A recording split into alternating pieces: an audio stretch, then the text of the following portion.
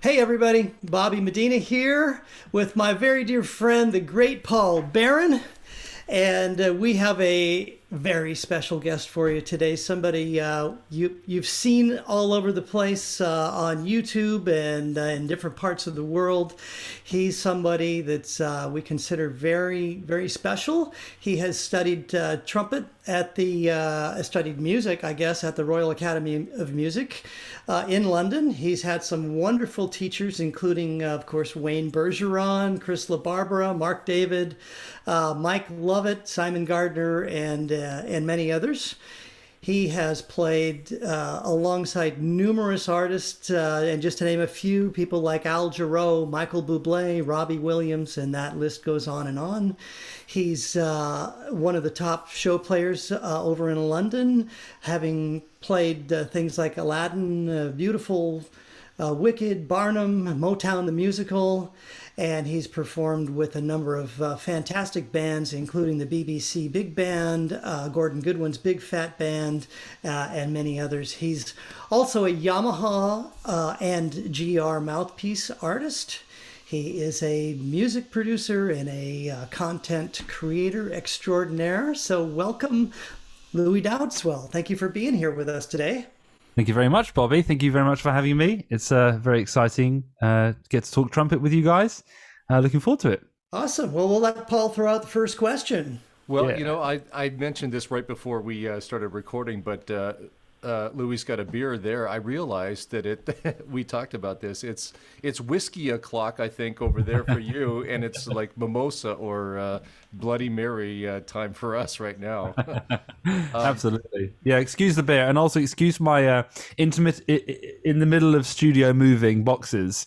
So yes, we're in the middle of moving studios, and I'm also drinking beer. So that's kind of where we're at. So yeah. Well, Cool. you know, these are very relaxed interviews, so that it all fits in perfectly. So my first question, and I love this question.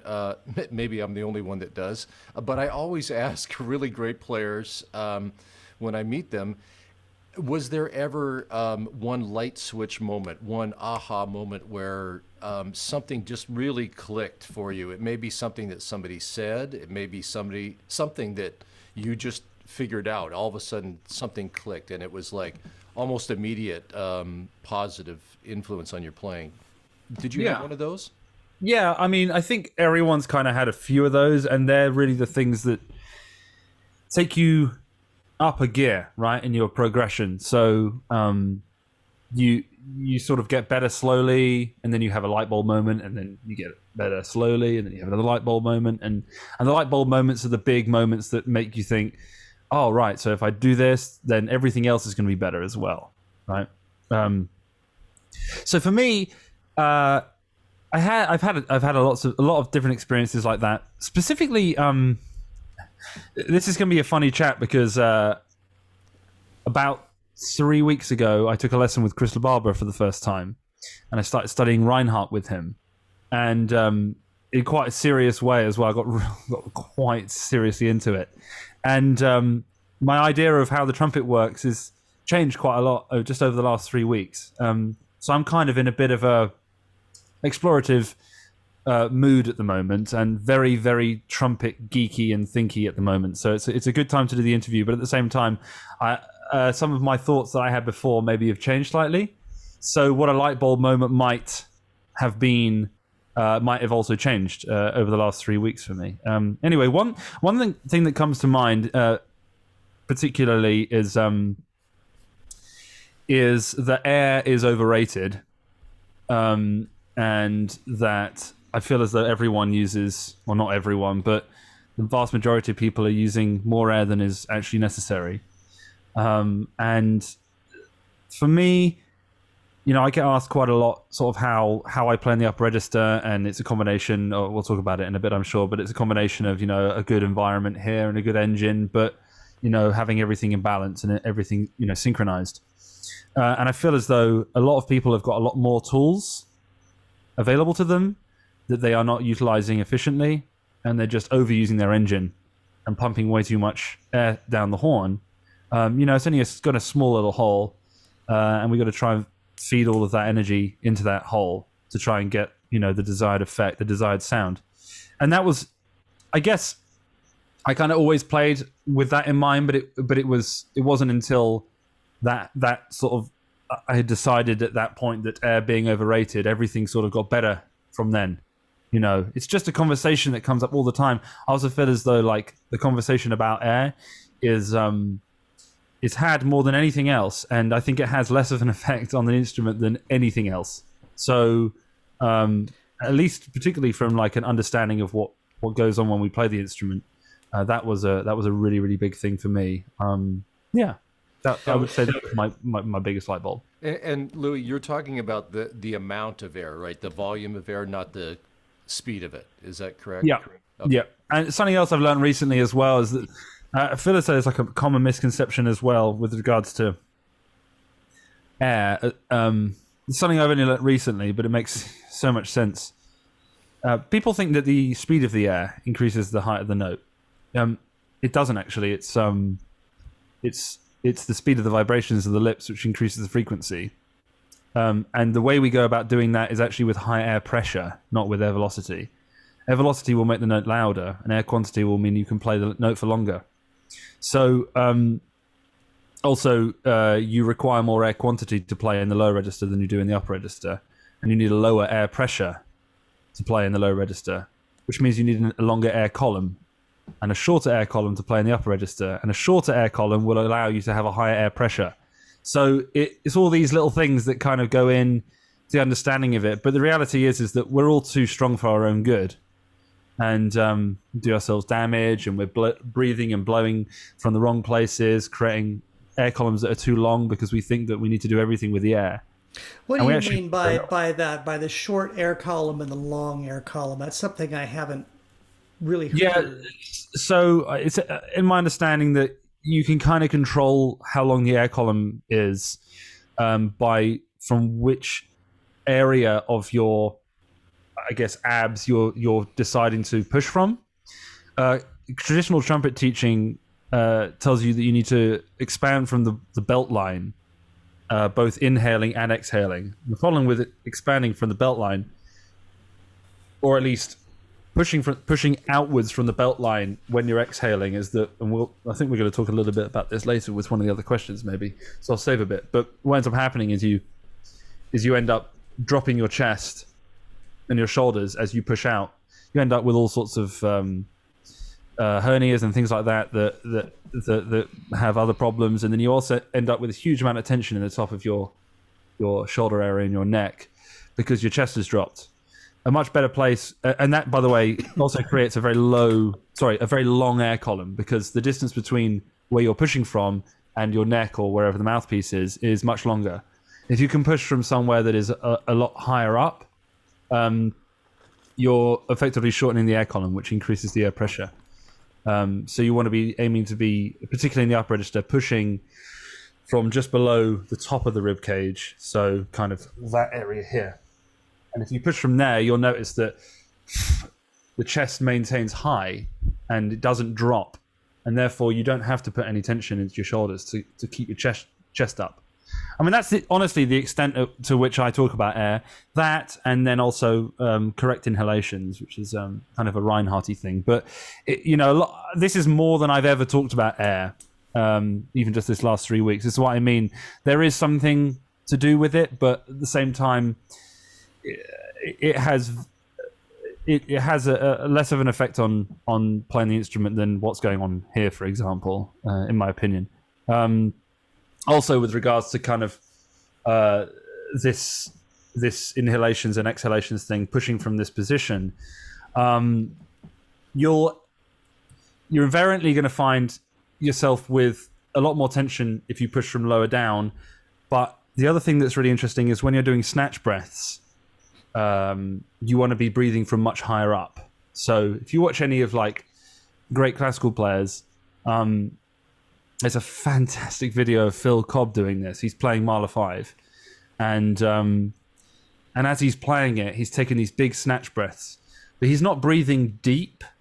He's breathing high, and what happens is he'll go duh, duh, and whether his shoulders come up or not is, in my opinion, largely irrelevant. It's more that he's breathing with rather than a And the importance of this is that he can maintain compression straight after the breath. If he's got a very short period of time to snatch a breath, the compression can be maintained because you're breathing high. You can push straight away from that same position. If you breathe really deeply, it's almost like a toothpaste tube, you know? You have to push up from the bottom of the toothpaste tube to get it out. Whereas if we're playing with high compression or short air column, we can just push from the top of the toothpaste. I mean, it's an annoying thing to do, and you always get to the end of the toothpaste, but on all the toothpaste. Anyway, but it's an interesting concept, and I'll tell you, it just reminds me of something Jimmy Stamp told me many, many years ago. But he would say, whenever you're grabbing a quick breath, you got to make sure that your abdomen or your muscles stay engaged. You know, you can't let up, and this is a big problem for a lot of people. They don't understand that if I'm attacking, you know, hitting if I got a F high F in a row, you got to stay set here. You can't let up in between every note, right? And that's a big problem with people. It's funny you should say that, because something I talk about quite a lot in lessons, and this, I guess, could be another light bulb moment for some people. And Listen I guess up. Yeah, this was a light bulb moment for me, but I don't remember it happening. It just seemed clear to me that this is what should happen, and I think this is as a result of always tongue stopping anyway. I mean, of course, when the music asks for it, right? But there's so much sort of negativity surrounding tongue stopping, yet, you know, all the commercial musicians do it because it's a musically correct thing to do, and it's not only that it's the musically correct thing to do. If you're a classical player, for example, and you play da da da da da da da da da da da da, right? Funnily enough, every note that you've just played is tongue stopped, because you stop the note. You know, the valve of the tongue is stopping the air and then releasing it, right? But you would never go da da da da da da da with a different breath attack for every single note. So, yeah, a bit like what you were just saying there, Bobby. Like, you know, if you're engaged and you're going to go da da da da da da da da da, something like that, and you've got these A's, for example, just at the top of the stave, playing kind of lead trumpety, you would never re-engage your breath in between each note. You'd always hold it, and that always seemed really obvious to me. But and I think the reason it seemed obvious to me was because of my utilizing the tongue stop. But if you've been told not to utilize the tongue stop, you have to figure out another way of stopping the note. And the only way you can do that is either with the air, which is actually the correct way to do it out of these two, or with the throat, which is what some people end up doing. They go da da da da, and they try and keep engaged, but the throat stops the air, and then you end up with loads of tension. So, you know, there are three ways of stopping a note: tongue, throat, air. And the only two that you should use are the tongue and the air. And the throat stopping thing is like a real problem, because people, you know, da, that sort of sound, da, you know, and I think it comes from like bad habits when people are being told to support, particularly when they're being told to play quietly and support. People think that it means you have to go, da, da, da, da, da, da, da, you know, and actually it shouldn't be like that. You know, there's too much energy for what is being required musically. And if you can't play those notes without having all that support, whatever that word means, you know, then there's a problem here. There's an inefficiency that's going on here. So the engine only needs to run as fast as it needs to run. But to your point there, with back to the tongue stop, playing a number of notes in succession. One, it's typically more musical, right? When we're doing that, and it's two. It's almost like you're playing one note when you're up there. You're just like da da. At least that's how I feel when I'm on that's top absolutely of it. Exactly the correct way to do it, but you would be amazed at how many people, if I gave that phrase to, they would go da da da da, you know. And the problem is that it's too inconsistent. You don't know what the next amount of air that's going to be thrown through the horn. If you just go da da da da, you know, all you have to do is drop the tongue. You know, it doesn't really, you know, and you can increase how hard the note is played by how fast you retract the tongue or recede the tongue into your mouth as you tongue. So a quiet note, like a quiet attack to a note, is going to be a very slow tongue movement, and then a very loud attack to a note is a very quick tongue movement. And you can aid that with the air as well, but the actual, you know, you can go da, just with the horn and make it really loud if you move the tongue away quickly. But if you go da it's so small, the difference we're talking about, but it's enough, and we have enough control over our tongues that we can do this. But you know, it's a different kind of strength on the tongue as well, because to tongue stop notes like that, it requires a certain amount of muscle memory to do it, for one, which is something that people need to be able to do, in my opinion, to be a trumpet player in 2021 anyway, regardless of what style of music you play. You need to be able to do this technique. If you can't do this technique, then it's an optimization that you're missing out on being able to kind of play with more efficiency.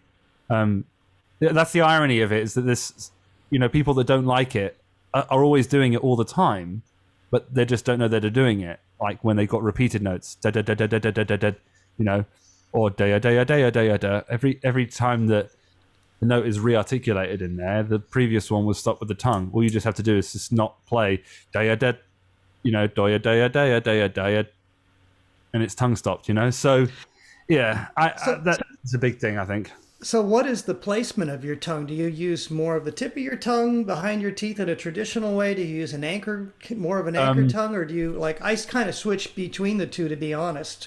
But you know, how do you? I'm a tongue type 1 in Reinhardt sense, which means that my tongue position is pretty much always on my back molars, like this, like that, right? And I'm saying hit, but it even happens in the low register. It means I can do weird stuff like this.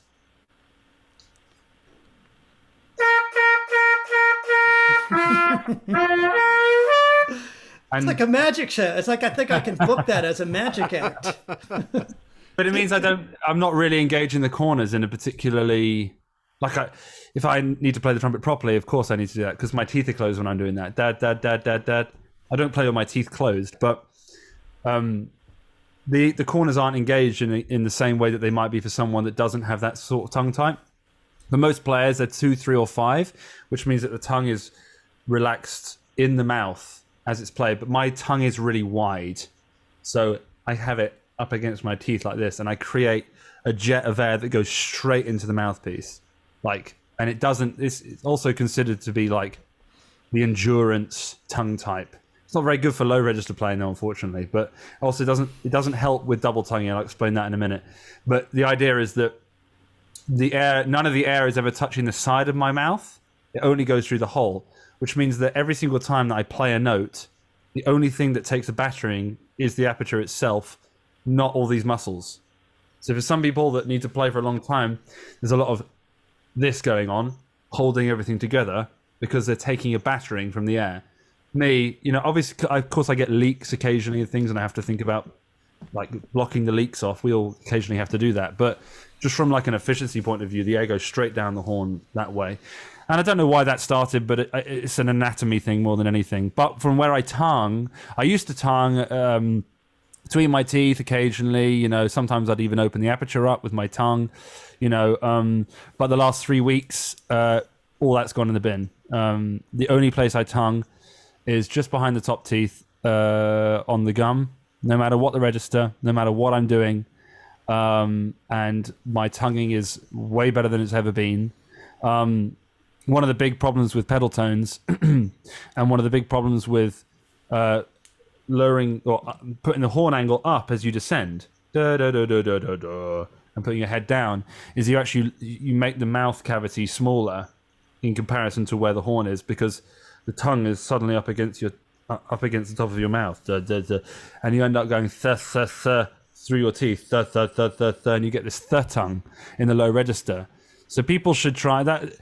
I used to do that. I used to watch any video of me, da, da, da, da, da, da, da, and the only way I could play in that register was to th tongue, because the tongue was too long.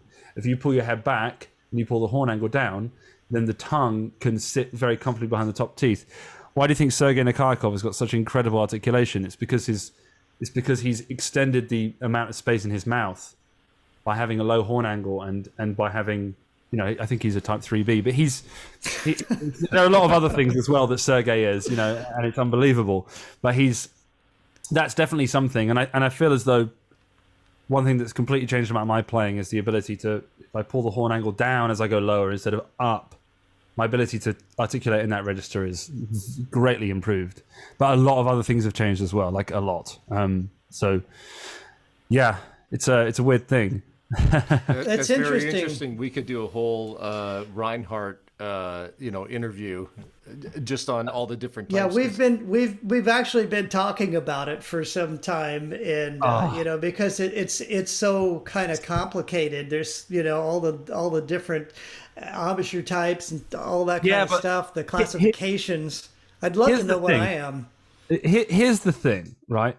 I think that Reinhardt massively over confused everybody, and it's really unfortunate because he knew more about what was going on than anyone. It's so clear to me. The whole thing is so clear to me now. I watch any trumpet player play, and I can see how their anatomy is enabling or disabling them to be able to do something. And I was so of the impression 3 weeks ago that like, oh, it's fine. You'll be able to figure this out or that out. I was so unaware of what was going on with the teeth, and it seems like a huge amount of information that you need to sort of know everything about. But the beauty of what I've been doing the last 3 weeks is that I have some fundamental like foundations, and there are rules, and the rules are great because it gives you some discipline when you're in the practice room. It's so easy, it's so easy to pick up the horn and just blow blah, blah, blah, blah, blah, all day, and you can be doing your routine, but the problem is you don't have any rules that you have to, you have to stay within, any boundaries you have to stay within. And for me, this has been the thing. I didn't know whether, for example, I should protrude my jaw or I should roll my bottom lip in or curl my top in, or I didn't know whether I should have my horn angle down or up, because every day I could do it and it would be better one day like this or better one day like that. And there was no consistency to how to progress. And the beauty of the routines, and this is the other thing, is that there's lots of information out there about Reinhardt, but you need to be guided through the routines to make sure you're doing them the right way. There's no access to any of the actual routines themselves. Dave Sheets has them, Chris LaBarbera has them, I have some of them now. So you can read his encyclopedia, which is this thick, and it confuses the hell out of you. Yeah. But the reality is like, once you get the basics down of understanding what the rules are, and they're not rules like all the rules are logical. All the rules are logical, and it's totally blown my mind how my real problems when I was playing before were like playing in the low register for an hour and a half and then being given a lead chart and having to sort of ramp up the gears like in one go, having gone blah, blah, blah, blah, for an hour and a half, as I said, and then suddenly have to pull it out of the bag and go somewhere else on the horn and play with a lot of things were different for me, even like mouthpiece placement was sometimes different as well, and a lot of people have this issue where they change their mouthpiece placement just depending on their range, and all of that's gone now. I play on one mouthpiece placement. I've gone upstream, which I was when I played in the upper register, but in the low register I was downstream. And I think this is as a result of like manufacturing a way of getting by at work. You're given something to do and you have to play it. And I'm pretty good at figuring out a way of doing anything on the trumpet. But the problem is when you do that enough that it's almost like blagging it. I know this sounds crazy, but it really is weird. Like you just put the horn on and you just have to make it work, whatever. And it's not that things were like hard necessarily. It's just, it wasn't correct. So now I have a way of playing that's the same all the way over the horn, but it's rooted on my upper high compression set and it's been brought down. And that's the thing that no one else sort of necessarily deals with on any of these other methods necessarily, is that the trumpet is to be learnt to be relaxed into the low register rather than sort of climbing this ladder. I've always talked about that. I've always felt like people are practicing the upper register from too low down.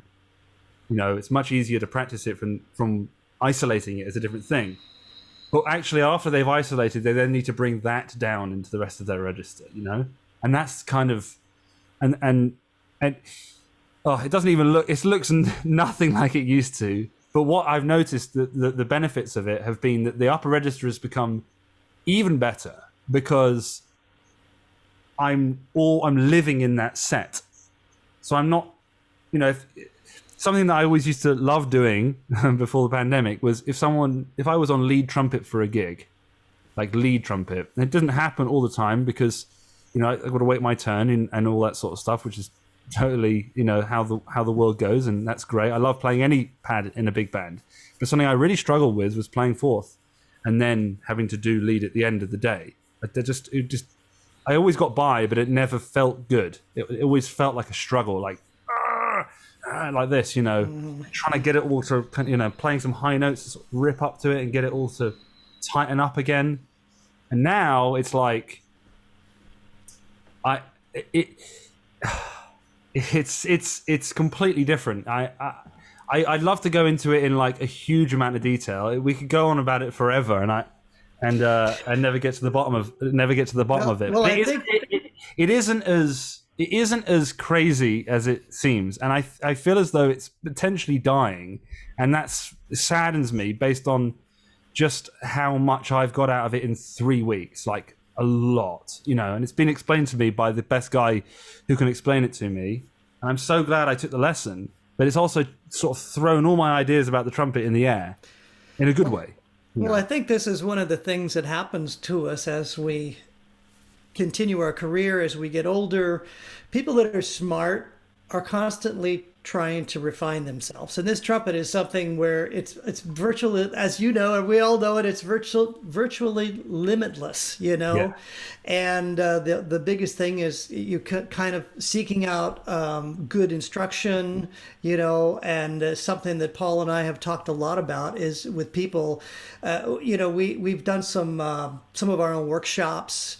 And we always encourage people. Well, we're not very dogmatic about things. Some people are really stuck on like I was a Jimmy Stamp student for many years in college, but some people are really hung up on, you got to buzz for 45 minutes a day and this and that. I don't hardly buzz anymore on my mouthpiece.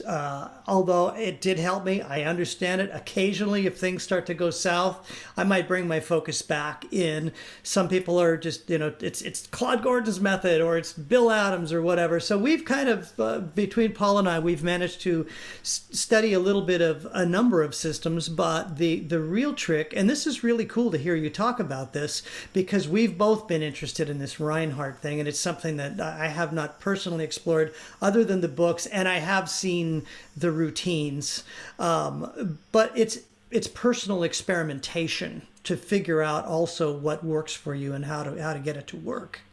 It is, but what I realize is too much personal experimentation without the boundaries is the problem I was having, right? And here's the other thing. You're right, it's not good to be dogmatic, but at the same time, let me give you one example. Free buzzing is actively bad to do for an upstream player. For anyone that's type 4 or 4A or 1A, but there's no one who's 1A. Anyone who's 4 or 4A shouldn't be free buzzing. But 3As, it's really good for, and it's pretty good for 3Bs. They're downstream players. And when I mean downstream, I do not mean horn angle down. This is another thing. This is another thing that I think Reinhardt got quite wrong, was that he's right that the stream of air is going up or down in the way that he's explaining it. But so many people are of the understanding that downstream means horn angle down or upstream means horn angle up. It doesn't. It's to do with which direction the air is going. And what that means, and you two probably already know this, but there will be a lot of people out there that won't know this, it's dependent on how much of each lip you have in the mouthpiece. So if you have 10% top lip, 90% bottom lip, you're an upstream player. If you have 40% top lip, but 60% bottom lip, you are still upstream. But anything that's 50-50 or more top than bottom, which is the vast majority of players, by the way, is downstream embouchure. And for example, there are a lot, like, for example, Wayne is a 3A, and people would probably think he was an upstream. But he's probably between 70 and 80% top lip, which makes him very, very much a downstream player. And I'm about 15 to 25% top lip, mostly bottom. So I'm very much upstream, like Bud Brisbois or Doc Severinsen. They're upstream players, right? So Lynn Nicholson is a downstream player, you know. So John Faddis upstream. So these are very, very important things that people need to be aware of. And the other thing that I think that Reinhardt kind of made it very difficult to get into this about was that he called it pivot, which also makes people think that they have to pivot their horn up and down, which could be further from the truth. Right. Do with moving the mouthpiece and the lips as one unit across your teeth. So think of your embouchure as there's the outer embouchure, which is the mouthpiece on the lips. That is what is considered called the outer embouchure. And then the inner, which, by the way, the outer embouchure never changes. That should be the same whatever you're doing. And then the inner embouchure is the outer embouchure, i.e. the mouthpiece and the lips as one unit, tracking like a ruler up and down on the teeth. Okay, now this is something that no one else seems to talk about, and it's like, in my opinion, it's everything. I mean, if you watch, like as I said before, if you watch some of the best classical players, their pivot, i.e. this movement, this vertical movement up and down, is it's very clear to see, and they also, even whether they know they're doing it or not, it's working so efficiently and well. You can see it all working, you know, like this, you know, that it's going up and down. It's such a small thing, and if you're doing it properly, you shouldn't even really be able to see it properly. But it's a very clear. Everyone does it, but we're not utilizing this tool properly. And I've kind of known about this maybe for 3 or 4 years, but I haven't known how to use it to my advantage necessarily. And since having this lesson with Chris, it's completely, it's been more for me. It's been more about learning to pivot descending rather than ascending. So I play a high C and then I pivot towards my nose to go lower. Now, this is the other problem with Reinhardt, is that that's not the case for everyone. Some people do the opposite. Right, for example, Wayne, as he goes higher, he puts the mouthpiece on his face, and as he goes higher and ascends, his lips and the mouthpiece track towards his nose up as he goes higher. And when he goes lower, they go towards his chin. And it's only a tiny amount, but it's happening. If you were to look at an X-ray, you'd be able to see it going up and down like this. And there's a really good version where I think it's Dennis Brain and definitely Bud Brisbois are doing. There's an X-ray of them playing, and you can see the track on the teeth. So as he goes higher, Bud pulls down, but he's a tight force. He's upstream, very little top lip, lots of bottom lip, and he'll pull down to go higher, and it sounds like a really simple thing, but that is what the pivot is, and it's very confusing because it's not a pivot. It's like an embouchure motion. It's like the embouchure sort of is in motion, and this is where I feel as though there's seems to be a bit of misunderstanding and why, unfortunately, it's not being taken up enough, in my opinion. You know, it's fantastic. So, in your opinion, is that when we're tracking like that, that's keeping your aperture in between the opening of your teeth? Yes, set correctly, right? So your airstream is going straight through into your mouthpiece. Reinhardt thought that playing the trumpet was like playing golf. It's all about, or snooker. It's all about angles. So a combination of the horn angle or the angle at which the air comes off the bottom teeth and how it hits the top lip. So the first thing that we have to do is we have to make sure that we're clearing the top teeth. And one of the biggest issues when people go high is that the teeth are impinging on the top lip from vibrating. So we have to make sure we're clearing the top lip so that the top lip is sufficiently below the top teeth. And then that gap, and this might be why I have an anatomical advantage of playing the upper register. And I didn't agree with this before, but I think I do now. Because, for example, for me, I don't play with my teeth closed, but when they do close, there's a big gap between them. So my advantage is that my jaw doesn't have to be as engaged to be dropped too much to open that hole. But I do have a disadvantage as well, which is a very short top lip, which means that the top lip needs to be pulled down physically to underneath here.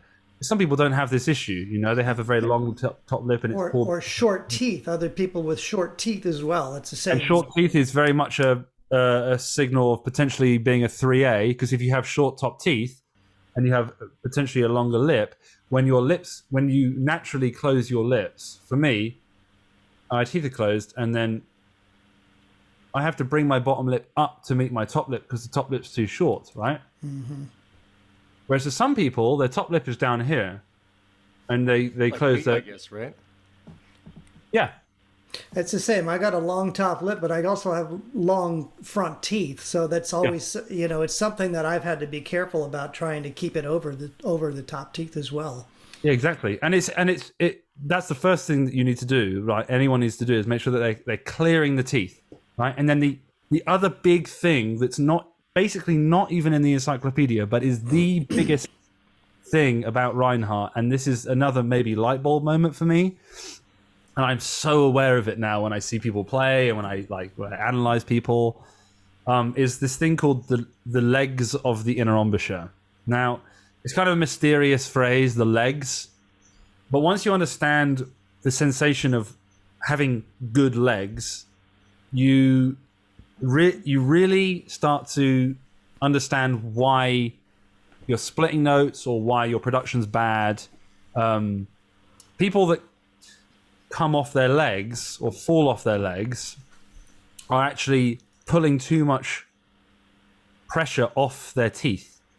So you have to think of the lips and the teeth and the mouthpiece as a bit like a sandwich, right? And you're sandwiching the lips into the teeth with the mouthpiece sufficiently so that they vibrate when you want them to. Now, if you take too much mouthpiece pressure off and you leave any sort of gap between the teeth and the lips, or you're not applying sufficient pressure to form the embouchure in the way it needs to be formed, that is considered coming off your legs. And we all know that sound when we go into the low register. As we start to descend into the low register and you start pulling the mouthpiece off your lips, it starts to get a bit flat, and you get like bad production in the low register. And that's actually because there's not enough pressure being applied to the lips. The biggest difference between amateur players and professional players is that amateur players tend to play with a lot less pressure in the low register than professional players, and a lot more pressure in the upper register than professional players. I know this is a very broad stereotype, of course. Whereas professional players are playing with a lot more pressure in the low register. One of Reinhardt's things was to say, you need to be playing a low C with as much pressure as you're playing a high C. And that's a weird thing to think about. We're so used to being told to pull the horn off our faces. But I bet you've experienced phrases where maybe you've gone you've ripped up to a high C sharp, for example, and then you have a quick break, and then the next note you've got to play is, say, a G sharp just underneath it. Something like that, right? How many times have we split that G sharp after the C sharp because we've pulled the mouthpiece off our face because it's a descent, we're descending, and we pull the horn off. And what's actually happening is we're not tight enough to our embouchure, we're not on our legs enough to be effective at playing that G sharp, because we're assuming that, because it's lower, we need to pull the horn away. And this happens as we descend into the low register, and it causes all sorts of issues. And we should be trying to play with as much pressure in the low register as we can, because it's really, really hard to play a low C with lots of pressure in tune. It's really hard. It relies on very good pivot and also very, very understanding muscle relaxation. It's a different thing. Also, the other thing is the jaw should never drop when we go into the low register if we can help it. And that's a big problem that I see with players now, is that they drop. And I used to do this, everything I did was with my jaw. Now it's all done on pivot, and it's all done on angle and understanding about how this all works. And my low C was so bad you would not believe it when I did this the first time. But descending from a high C down to a low C without moving your jaw is really hard. Really hard, without moving your jaw and with keeping as much pressure on that you can feel your teeth. You're supposed to be able to feel your teeth. If you can't feel your teeth, you're not putting enough pressure on. And these are all things that I just I cannot believe I went through sort of 27 years or 20 years of playing the trumpet, and no one ever told me that I needed to play with more pressure in the low register. Well, and the standard school of thought is, I mean, a lot of times, even for me, I mean, and Stamp told me this many years. He says ago, he'd say, you know, when people are playing high and you're coming down low, people tend to keep a lot of this pressure on, but it can cause, in my case, certain notes. Like if I'm coming down off a high C or D or whatever, and I'm coming down quarter notes or whatever, by the time I get down to F, that F and that E, first space F I'm talking about, tend to be really sharp, you know. So when I relax that, you know, he would always say you got to kind of relax it as you come down. Oh yeah. So but he never said play with the same amount of pressure as you do down on low C. But he would say, you know, that's the school of thought that I always figured that helped more vibrations happen. But this is something that I'm not familiar with. And but also remember, I said that you try your best to put as much pressure on your bottom lip as you can, and save the top lip pressure for just the extremities. Yeah. And remember I was talking about lowering your horn angle as you go low? You actually create more space for your top lip to vibrate comfortably.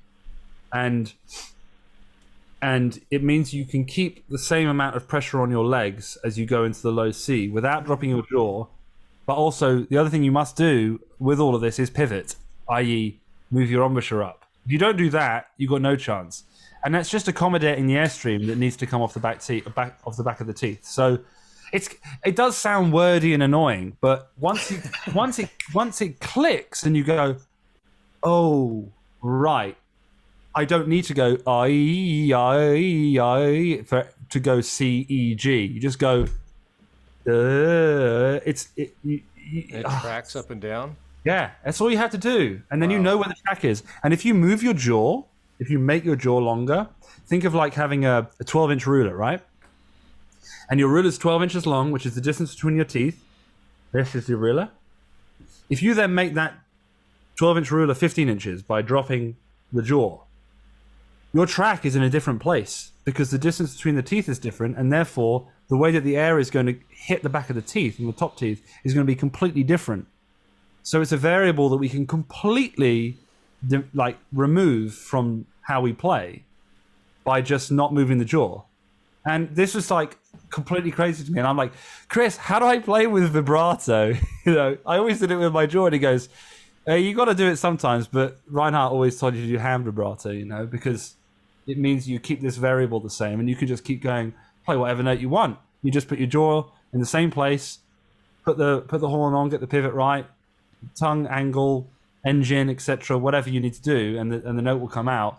I know it sounds a little too simplistic, but that with the routines, it's very interesting. I mean, this is an interesting conversation here, because the other thing that exists now, that when you're talking about never moving your jaw or keeping your jaw there, I mean, there are what are called fixed jaw trumpet players where they never move any, and then there's floating jaw trumpet players, right? People, and even Maynard considered himself a floating jaw player. I think he would say, you know, when I go to play double high C, my jaw is back. When I'm playing down in the low register, my jaw is forward.